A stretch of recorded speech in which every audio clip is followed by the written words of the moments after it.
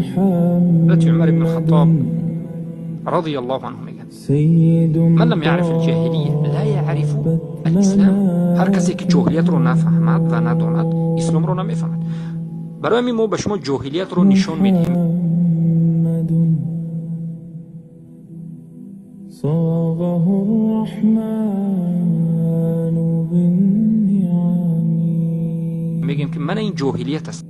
بعد الله گفت که بعد ای بزرگی خودش نامی پدر و مادر گفت ای مردم من در بالا خدایم، در خانه‌تون پدر و مادر خدا.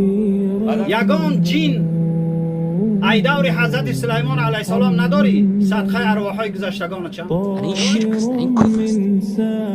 شما جاهلیت رو شناختید. پس جاهلیت رو شناخته باشید، بیرون از جاهلیت یعنی این اسلام است. عمر بن الخطاب رضی الله عنه میگن که